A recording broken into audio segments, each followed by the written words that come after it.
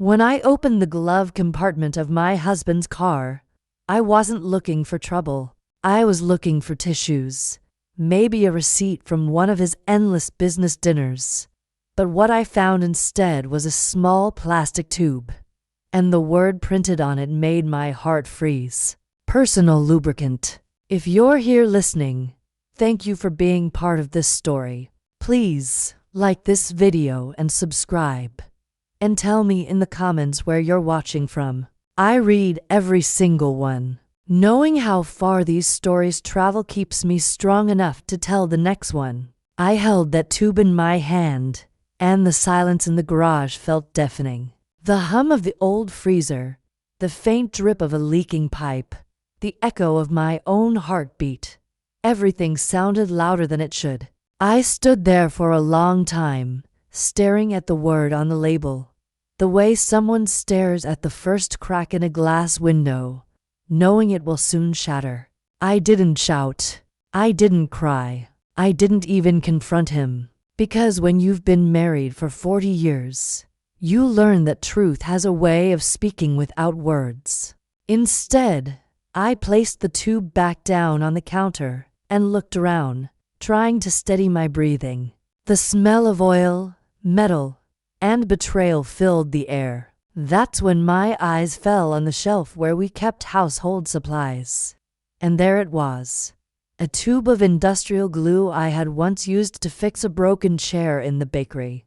Clear, strong, invisible when it dries. I picked it up, and something inside me clicked. The idea wasn't loud or furious. It was quiet, almost peaceful, like a whisper that said, "Now, let him see how it feels when things no longer come apart so easily." I worked slowly, deliberately, unscrewing the cap, pouring the thick clear glue into the lubricant tube, drop by drop, until it was full. The two looked almost identical. I wiped the edges carefully, testing the cap until it fit perfectly again. My hands didn't shake. I wasn't nervous. I wasn't scared. I was calm. The kind of calm that comes after years of pretending everything is fine. When I placed it back inside the glove compartment, I took a deep breath and felt something shift inside me. It wasn't revenge, not yet. It was clarity. For the first time in years, I saw Julian not as my husband, but as a man who had underestimated the woman who stood beside him for 4 decades. I closed the car door gently and leaned against the frame, the cold metal pressing into my back. I watched the reflection of my face in the car window, the wrinkles, the tired eyes, the faint trace of flour that never seemed to leave my hands. I didn't look like a victim. I looked like a woman finally ready to stop forgiving. Inside the house, the old kitchen clock ticked like a judge's gavel. Each second was a reminder of time wasted, love misplaced, trust broken. I made myself a cup of coffee, strong and black, and sat at the table. The chair creaked beneath me, familiar and loyal. I stared at the steam rising from the cup, thinking of all the nights I had waited for Julian to come home. That's when I saw his phone, left carelessly on the counter, screen glowing faintly under the dim kitchen light. A new message flashed across the screen. For a moment, I hesitated. Then I thought of the tube sitting quietly in the car, waiting for him to find it. "No," I whispered to myself. "Silence ends tonight." And as I reached for his phone, I already knew this story was only beginning. That night, the house felt like a stranger. Every familiar sound, the tick of the clock, the hum of the refrigerator, the soft creak of the floorboards, carried a new weight. Even the shadows seemed different, longer, heavier, as if they knew something I didn't. Julian came home late, as usual. The front door opened with its usual click, followed by the soft thud of his shoes on the hallway floor. I stayed at the kitchen table, pretending to be lost in my paperwork, though my eyes hadn't moved from the same empty line in nearly half an hour. When he entered the room, the scent hit me first. His cologne, familiar, yes, but mixed with something new. A sweet, floral perfume that didn't belong to me, didn't belong in our home. "Long day?" I asked softly, not looking up. He loosened his tie, avoiding my gaze. "Exhausting," he murmured. "Clients never stop talking." His voice was calm, measured, too measured. It sounded like a line rehearsed in front of a mirror. He kissed the top of my head, a gesture that once felt loving but now felt like a performance, and disappeared into the bedroom. I sat there, listening to his steps fade away. Minutes later, the water in the shower began to run, followed by silence. Then the steady rhythm of his snoring. The night returned to its stillness, and I was alone again. I looked around the kitchen, at the cracked tile near the stove, at the pile of unwashed cups, at the tiny smudge of flour still clinging to my apron. 40 years of shared space, and suddenly, everything felt borrowed. I thought of that tube sitting quietly in the car outside. How easy it was for lies to hide inside ordinary things. I wanted to feel anger, but what I felt was something colder. Clarity. Betrayal doesn't always arrive like thunder. Sometimes it comes like a whisper in the middle of an ordinary night. I picked up the coffee pot, poured myself another cup, and sat in silence, letting the bitterness settle on my tongue. My eyes wandered to the wedding clock on the wall, the one my late mother had given us as a gift. It had stopped twice before in our marriage. Once the day Julian lost his job, and once when my father passed away. Superstition or not, I had always believed that clock had a soul of its own. And that night, its ticking sounded accusatory, almost human. Tick-tock, lie. I sighed and looked at the living room. His jacket was tossed carelessly over the sofa, his phone left on the armrest, still glowing faintly. I could see the edge of his laptop bag, half open, a folder sticking out. Normally, I would tidy up, fold everything neatly, play the good wife. But that night, I couldn't. Something inside me refused. Instead, I just watched, observing his things as if they belonged to a stranger. The man I thought I knew, the man who brought me flowers on our 25th anniversary, who made me laugh when I burned the first batch of bread in my bakery. That man was gone. What was left was an illusion wearing his face. I got up, walking slowly toward the window. The night outside was quiet, the streetlights casting a yellow glow over the wet pavement. Across the road, Mrs. Peterson's light was still on. She was probably reading in bed, her dog curled up at her feet. Ordinary lives unfolding in peace, and mine quietly falling apart. The house groaned as the wind brushed against it, a sound that usually comforted me. Tonight, it felt like the house itself was sighing, a long, tired breath of truth finally breaking through the walls. When I finally turned off the kitchen light, the reflection in the window startled me. My face looked older, sharper, as if time had added 10 years in a single night.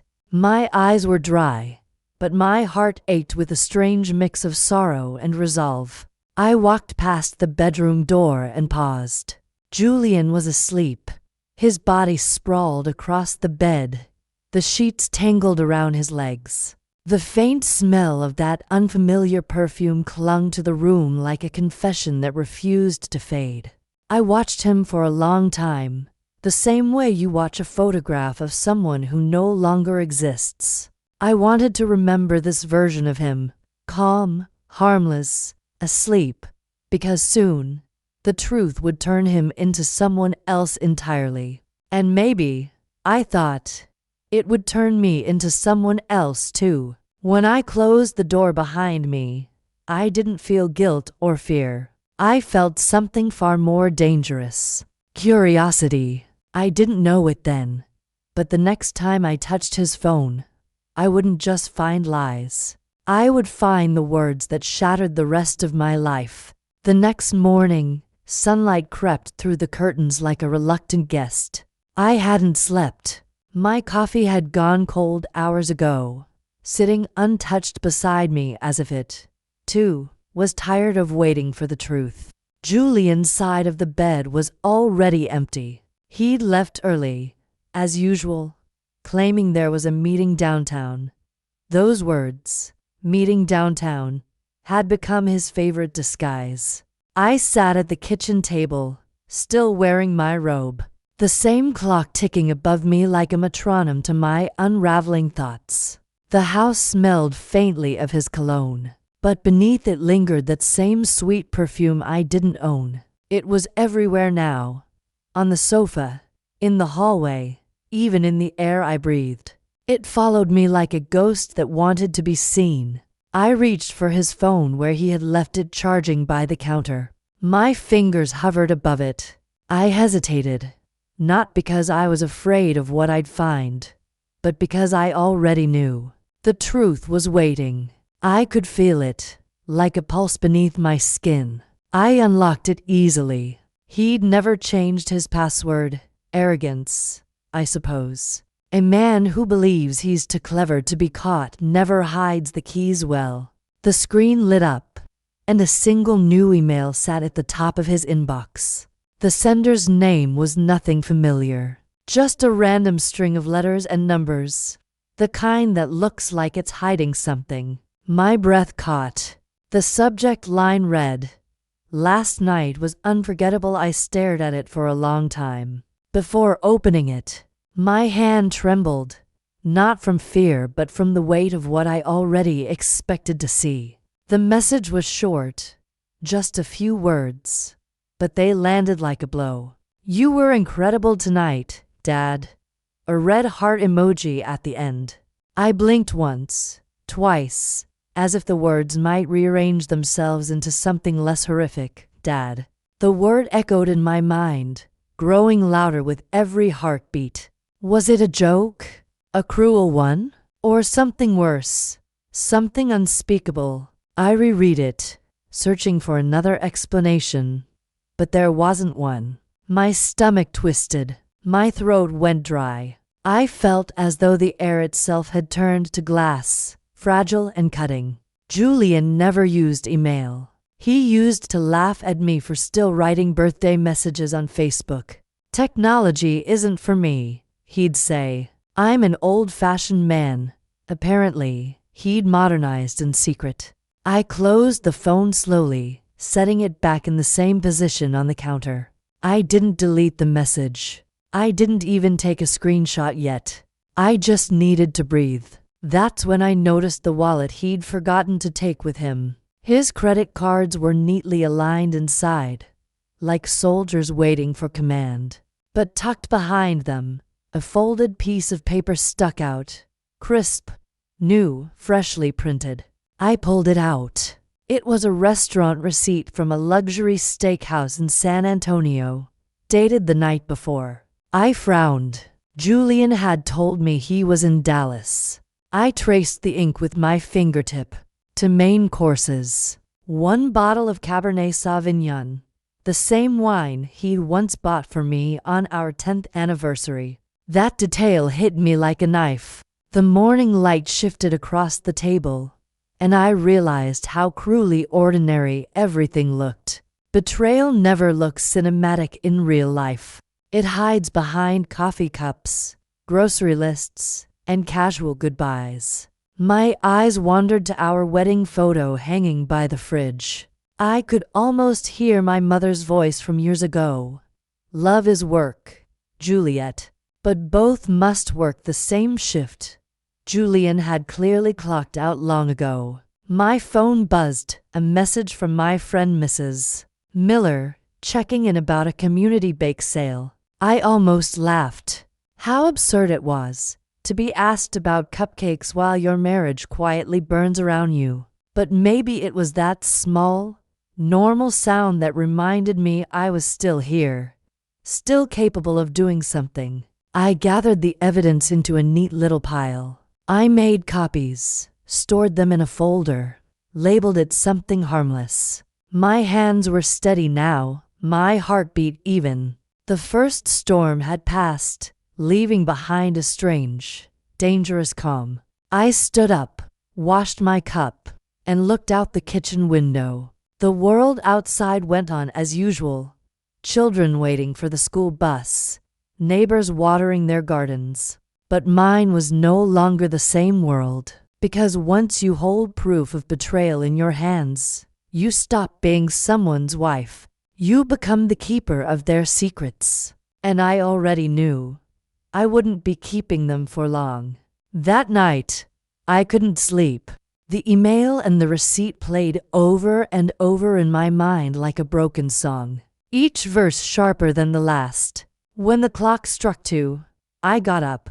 The floor was cold beneath my feet, grounding me in a reality I still refused to accept. I moved through the house like a ghost, careful not to wake Julian. His snores drifted down the hall, steady, careless, infuriatingly peaceful. I needed air. Or maybe I needed evidence. Sometimes they're the same thing. The garage smelled faintly of gasoline and dust. I turned on my phone's flashlight, the thin beam slicing through the darkness. Julian's old SUV sat there like a sleeping beast, heavy and silent. I'd cleaned the car countless times before, humming to myself, never once suspecting it held the proof that would end my marriage. I opened the door slowly. The faint sound of leather creaking greeted me. My reflection shimmered faintly on the window, tired eyes, shaking hands. I searched the usual places first. The cup holder, the side compartments, under the seat. Loose change, an old map, a crumpled parking ticket. Nothing unusual. For a moment, I thought I was losing my mind.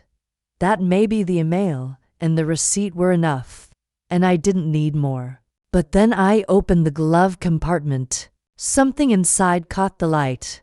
A small plastic tube, familiar, wrong. I picked it up, and my breath hitched. It was the same kind I'd found before. The same brand. The same cheap irony of it all. Only this one wasn't new. The cap was slightly open, the edges sticky, the label worn from use. My fingers trembled as I held it, the truth pressing down on me like a weight I could finally feel. Julian and I hadn't been close in years. We used to joke about getting old, about how love changes shape but never dies. But looking at that tube, all those comforting words dissolved into lies. The silence in the garage grew louder. My heartbeat filled the space, thudding in my ears like footsteps chasing me. I looked around, the seat, the floor, the dashboard, trying to find anything else that could make sense of this madness. That's when I noticed the faint scent again, the same perfume from his clothes, stronger this time, clinging to the fabric of the passenger seat. It wasn't mine. It wasn't faint. It was deliberate, like a mark left behind to say, I was here. I searched under the seat and found a small pile of used napkins. They were soaked in that same sweet scent, a smell too youthful, too loud, too different from the quiet fragrances I'd always worn. I picked one up, sniffed it once, and dropped it as if it had burned me. My hands were shaking, but my thoughts were clearer than ever. I took out my phone and began to take photos. The tube, the napkins, the details no one could ever deny. The camera shutter sounded soft but final, each click a small funeral for what I thought my life was. When I finished, I stood there for a long time, staring at the evidence in my hands. My breath fogged the cold air, and for a strange second, I thought I could see my younger self, the hopeful bride from 40 years ago, watching me from the reflection in the window. I wanted to tell her to run, to choose differently. But all I could do was look back at her and whisper, "We made it this far. Now let's finish it." I wiped my hands with a napkin, scrubbing until my skin turned red. I didn't want any trace of it on me. Not the smell, not the touch, not even the thought. Betrayal has a texture, and I needed it off my skin. Then I put everything back exactly as I'd found it.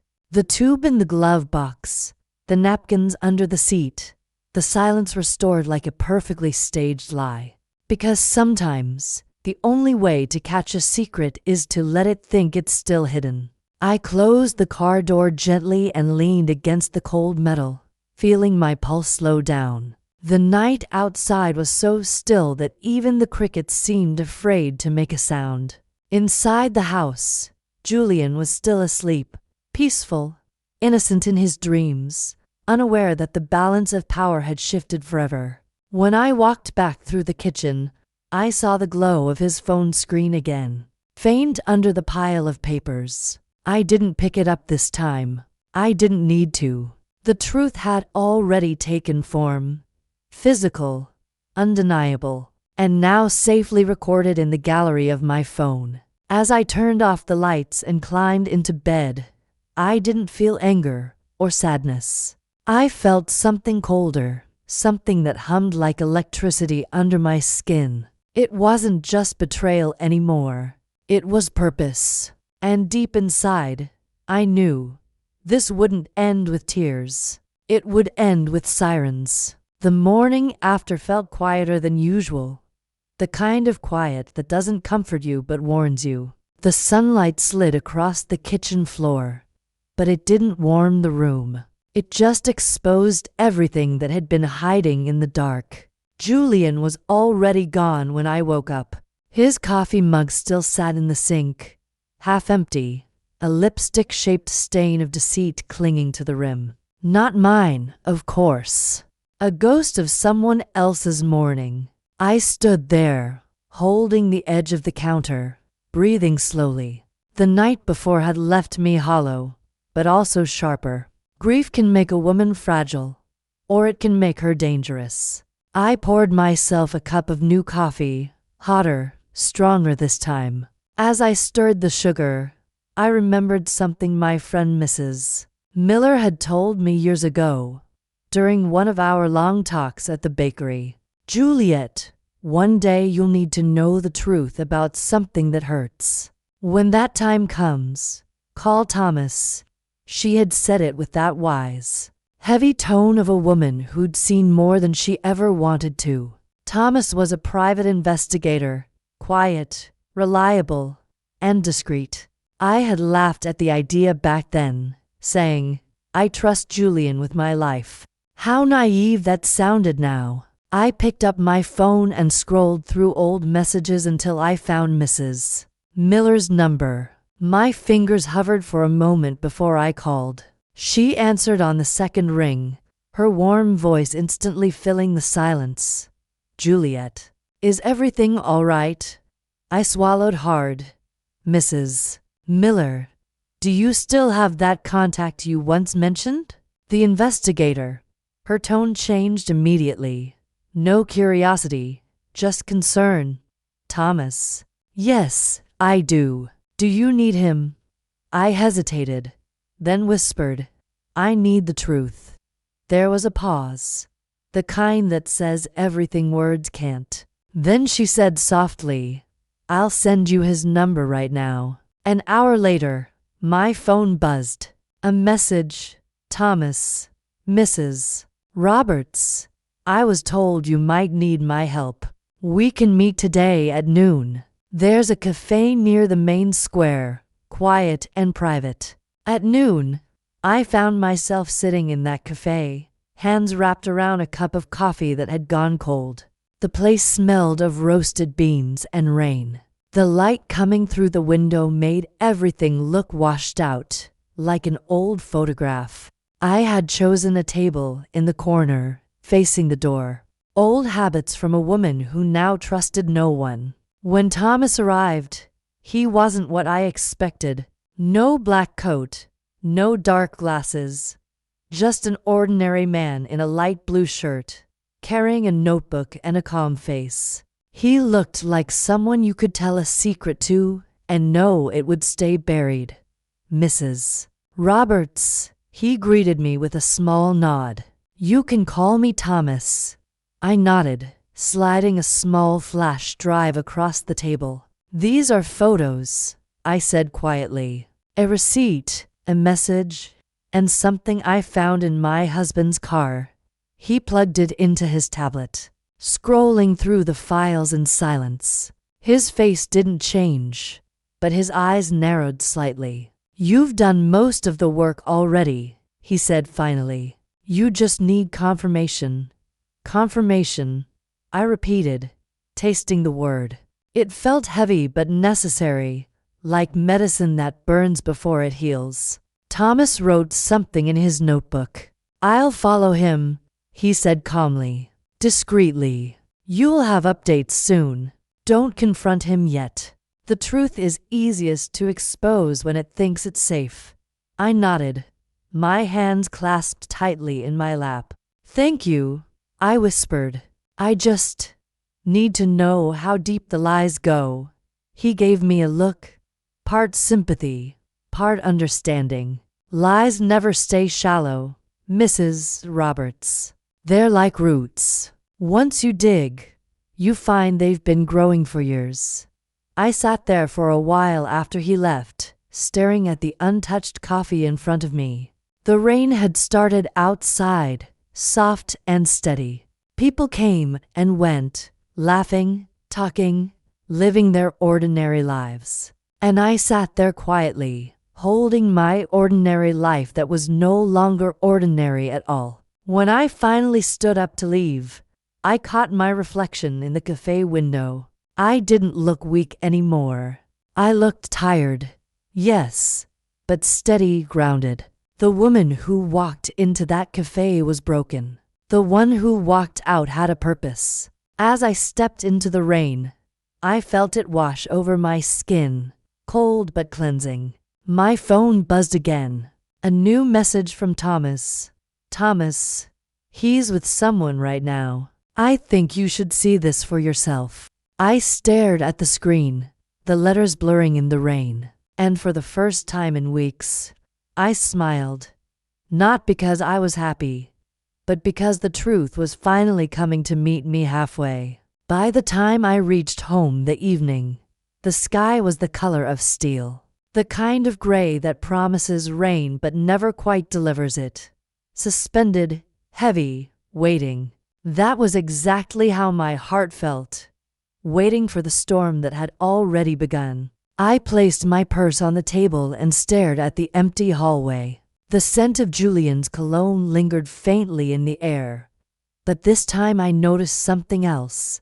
That same perfume again, floral and sweet, clinging to the fabric of the curtain like a ghost refusing to leave. I no longer wondered whose it was. I knew now that the answer was close. My phone buzzed just as I poured myself a glass of water.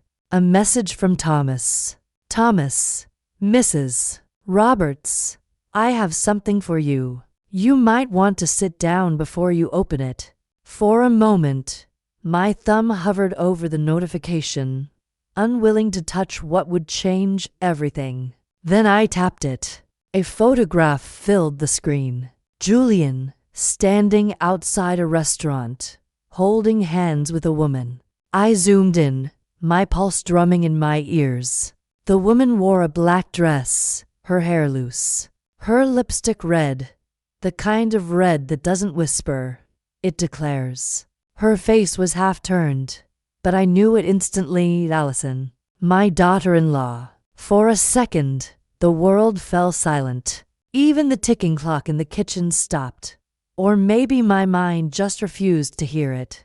I stared at the photo until my hands began to tremble, then forced myself to keep looking. If I turned away now, I would never be able to face myself again. The next photo showed them inside the restaurant, seated at a corner table lit by candles. Their bodies leaned toward each other. Julian's hand rested over hers, his expression soft, almost tender. The way he looked at her, that quiet smile, that familiar tilt of his head. It was a look I hadn't seen directed at me in decades.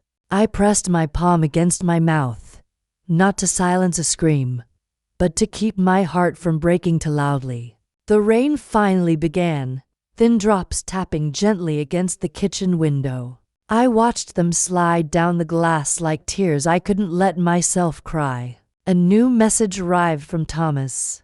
Thomas, there's more. A video. I'm sending it now. My stomach turned as I opened the file. The image was shaky, taken from a distance, but it was clear enough. Julian and Allison walking side by side under the yellow streetlights, their hands brushing until they finally intertwined. I could hear faint laughter, hers, light and melodic. Then Julian's voice, deep and warm, the way it used to sound when he still loved me. They stopped near a car. He opened the door for her, placed his hand on her lower back, and she looked up at him with that smile, the one she used to give my son. I closed the video. My hand went cold. For a long moment, I just sat there, staring at the dark reflection in the screen. My own face looked foreign, like a mask. Behind me, the shadows of my kitchen stretched long and heavy, the house holding its breath. I thought of Daniel, my son, Allison's husband, his laughter, his kindness, the way he'd always believed his father was the strongest man he knew. What would this truth do to him? What would it do to all of us? But beneath the grief, beneath the nausea and disbelief, something else began to take root. A calm, deliberate fury. I realized then that betrayal doesn't always destroy you. Sometimes, it chisels you into something sharper. I messaged Thomas back. Keep following them. Record everything. Every place. Every hour. Every word. I don't want feelings anymore. I want facts. He replied almost instantly. Understood. I turned off the phone and let the darkness settle. Outside, thunder rumbled somewhere in the distance, low, patient, almost merciful. I rested my head on my hands and let the sound fill the silence. 40 years of marriage, undone by one email, one receipt, and one photograph. But if they thought this was the end of my story, they were wrong. It was only the beginning of theirs. The next morning, the world felt different, not because the sun shone brighter or the air felt lighter, but because everything I thought I knew was gone. The walls of my house, once filled with memories, now felt like strangers holding their breath. I stood at the counter of my bakery, rolling dough with mechanical precision. The smell of flour and butter usually calmed me, but that day, even sweetness tasted bitter. The bell above the door rang every few minutes, customers coming and going, smiling, unaware that the woman behind the counter was holding back an entire storm. Round noon, my phone vibrated. A message from Thomas. Thomas, Mrs. Roberts, I have something new. I think you should hear this yourself. He sent an audio file. I stared at it for a long time before putting on my earphones. The recording began with laughter, soft, intimate laughter, the kind that shouldn't exist between the voices I recognized next. Julian and Allison. Their words came out faintly, but clear enough to shatter what little remained of me. Allison's voice. Dad, hurry up with that fake contract. I want that whole chain of stores already. I want that old hag out of the house. Julian, don't worry about those papers. Juliet doesn't know anything. She trusts me too much. I paused the audio, my hands frozen over the phone. The silence that followed wasn't empty. It screamed. The betrayal had gone beyond love. It had crossed into cruelty. They weren't only sharing a bed. They were conspiring to erase my life's work, the bakery I had built from nothing, the legacy I hoped to leave my son. 40 years of flour, sweat, and stubborn hope. Now a prize they planned to steal. I pressed play again. Their voices carried on, laughing about my sweet little bakery. Allison, once the papers are signed, everything will be in our name. She'll have nothing but her ovens. Julian, let her keep the ovens. She'll need something to cry over. I couldn't breathe. For a moment, the world tilted, and I had to grip the counter to stay upright. My own husband, the man who had stood beside me when I signed the very first rental lease for that bakery, was now plotting to take it all away. My hands shook, but my mind was clear, frighteningly clear. I copied the audio to a flash drive and labeled it Truth_1.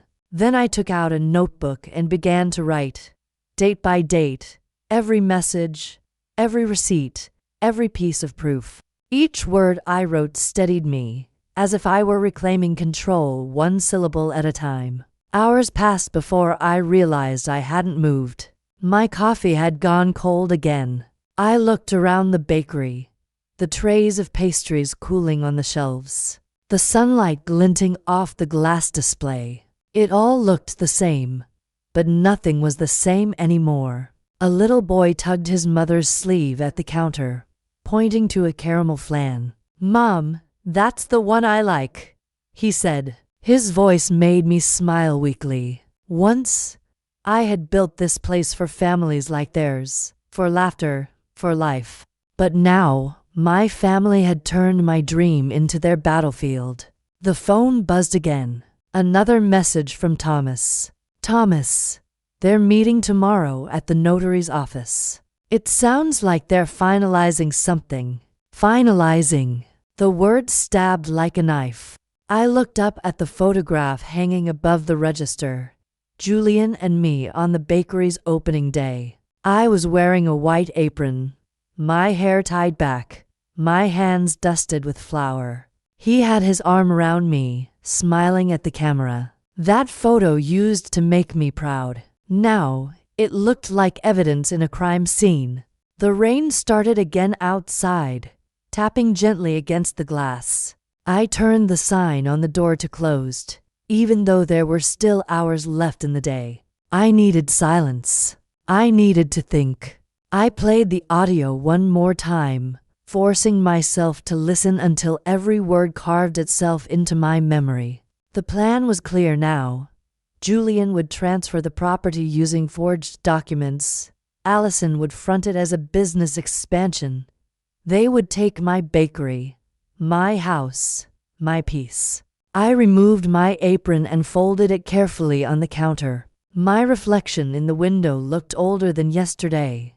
But my eyes, they were steady now. Cold, deliberate, alive. They wanted to take everything I had built, so I would make sure the only thing they'd inherit was their own shame. When I turned off the lights and locked the bakery door behind me, the street was dark and wet.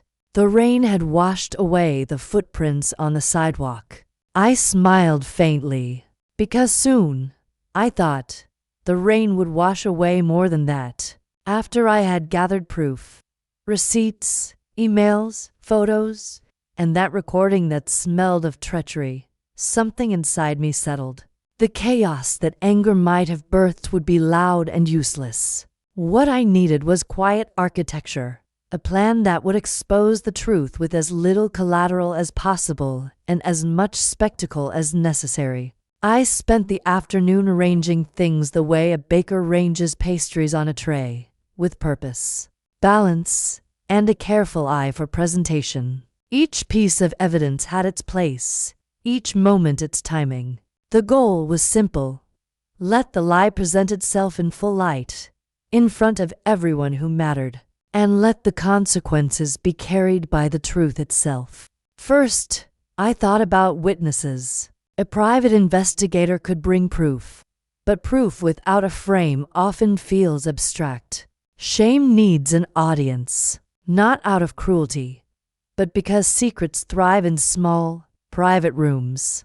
Exposure breaks them. So I planned for eyes on the scene, neighbors, familiar faces, and the one man whose duty would make it impossible to look away, my son. I did not want violence. I wanted revelation. I wanted the lie to be so undeniable, so public, that there would be nowhere for it to slither away. I prepared the evidence packets, printing everything with neat labels, dates, times, locations, copies for the police, copies for the hospital, copies for my son. I put reminders into the pockets of my apron as if I were prepping for a busy service, tools for a different sort of work.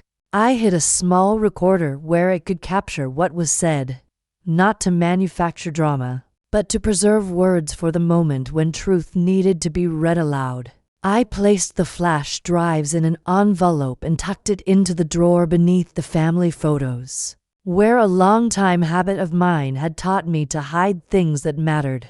But practical steps alone would not do. Preparation meant also preparing myself.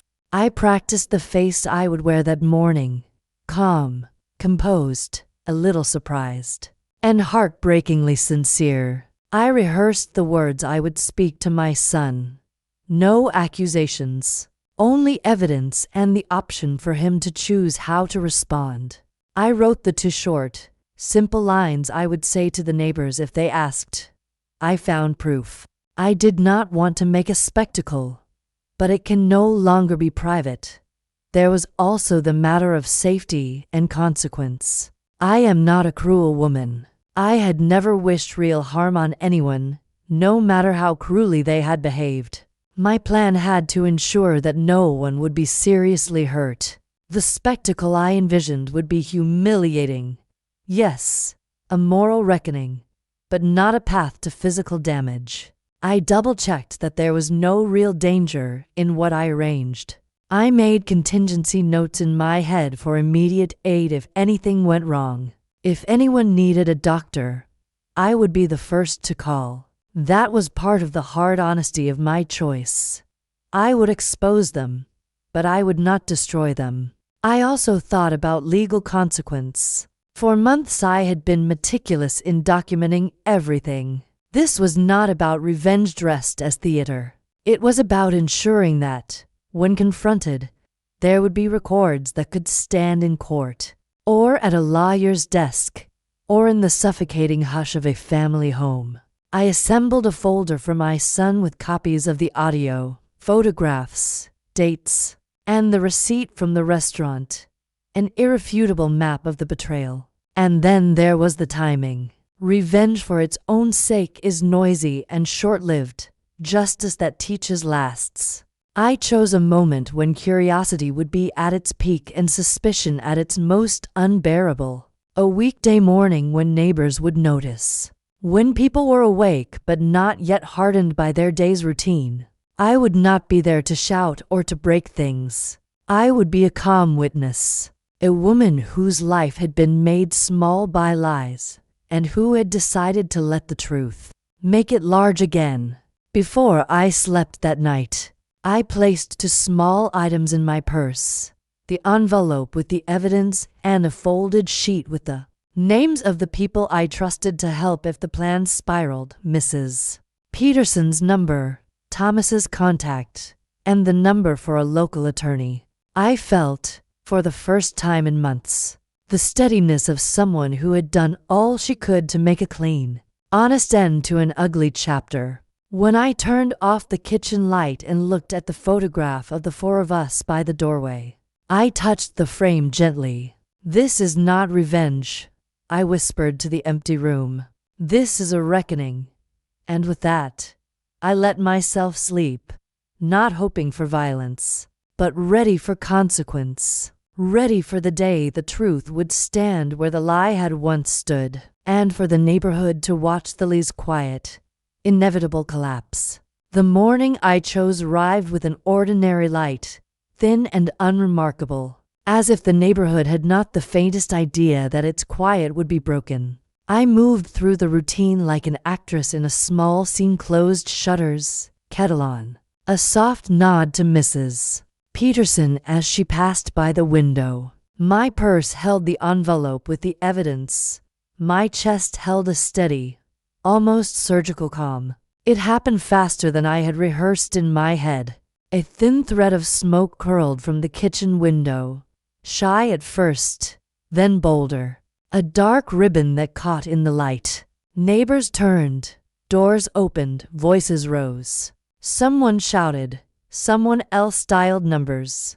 The neighborhood that always kept to itself suddenly had eyes and urgency. A dozen worried faces gathered at the curb, whispering questions into the cold air. Within minutes the sirens came, a keening that cleaved the quiet into before and after.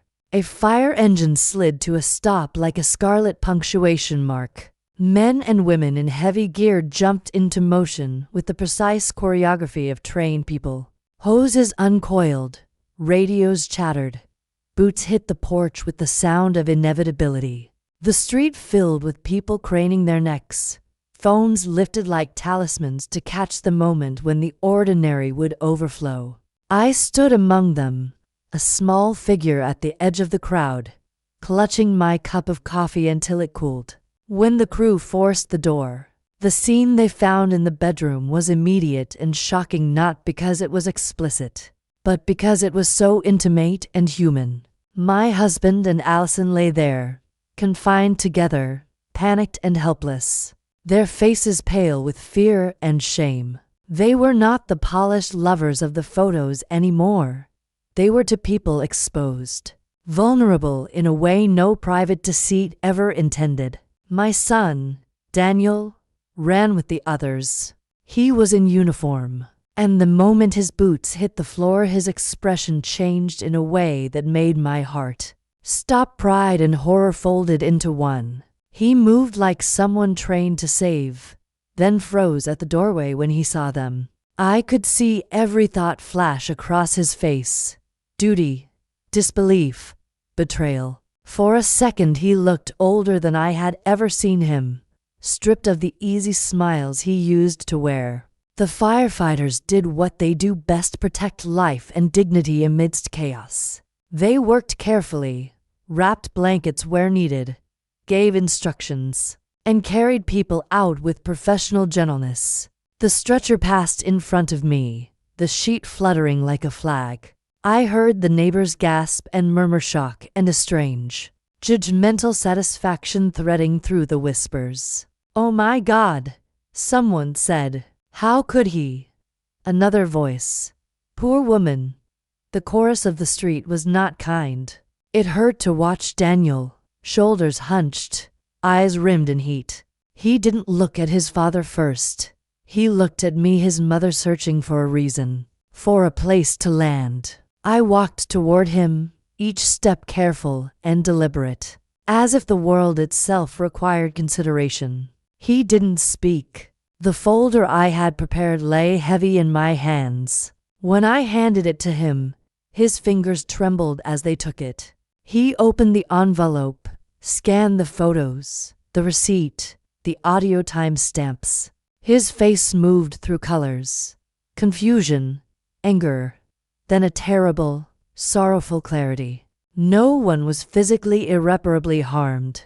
The doctors at the hospital separated them and treated their injuries, more humiliation than medical crisis, and the staff moved with quiet efficiency to preserve privacy. But reputation is not stitched back together as easily as skin. The footage, the videos, the neighbors' phones, everything rippled outward like a stone in a pond. The town had witnessed the collapse. The internet would not be far behind. Standing in that crowd, I felt an odd mixture of relief and grief. The truth had been revealed exactly as I'd intended: public, undeniable, and exacting. But the cost was visible on my son's face, on the quiet of the street when the engines left and the murmurs settled into a low, persistent hum. People turned toward me with new eyes, some sympathetic, some hungry for drama. Mrs. Peterson squeezed my hand and then let go. her expression a gentle map of condolence and fierce approval. Daniel didn't speak until we were alone in the car on the drive to the hospital. He folded the papers carefully and handed them back to me. His voice was small and broken, less the shout of a firefighter and more the whisper of a son whose family had fractured. "Mom," he said, "I'm so sorry." I kept my answer short and steady. "We will take care of what's left. We will rebuild." The ambulance doors closed on them. The sirens faded down the road. The crowd dispersed, the neighborhood returning like a sleepwalker to its routines. But nothing would be the same. The evidence I had given to my son, crisp and undeniable, would not only fuel legal steps but also offer him the dignity of choosing what to do next. As I walked back home that afternoon, the sun falling low and the street smelling faintly of burnt coffee and fear, I felt the strange lightness of someone who had dared to let truth be the weapon. It was not the satisfaction of victory. It was the tired breath of someone who had finished a necessary, terrible task. And in my pocket, the signed divorce papers waited like a clean page. The house felt larger after they were gone. Not emptier, just wider, quieter, like the air itself was finally free to breathe again. For the first few mornings, I woke up expecting the familiar noises. Julian's slow footsteps, the click of his watch as he adjusted it, the sound of the coffee maker sputtering. None came. The silence was almost a stranger at first. Then, slowly, it became my friend. Daniel moved back home within a week. He didn't say it was because of pity or protection. He simply arrived with a suitcase, kissed my cheek, and said, "Mom, let's start over." That was all I needed to hear. The bakery became our anchor. The first few days, I could barely open the door without feeling the sting of memory. But the smell of yeast, sugar, and coffee has a way of healing wounds time cannot reach. Customers began to return, filling the space with soft chatter and laughter. They didn't look at me with pity anymore. They looked at me with respect. Mrs. Peterson was always the first to arrive. She'd sit by the window with her tea and say, "Juliet, your flan tastes even better now. Maybe peace has its own flavor." I'd smile, not because the words were true, but because she meant them kindly. Some afternoons, Daniel and I would close early and walk through the town square. He'd talk about the fire station, the long nights, the calls that still shook him. I'd listen, letting him speak without interruption. He had seen things a son should never have to see. But he didn't speak of anger anymore, only of understanding, of a strange peace that comes when there's nothing left to hide. One evening, as we locked the bakery together, he looked at me with tired eyes. "Mom," he said quietly, "people keep asking me how I feel about what happened.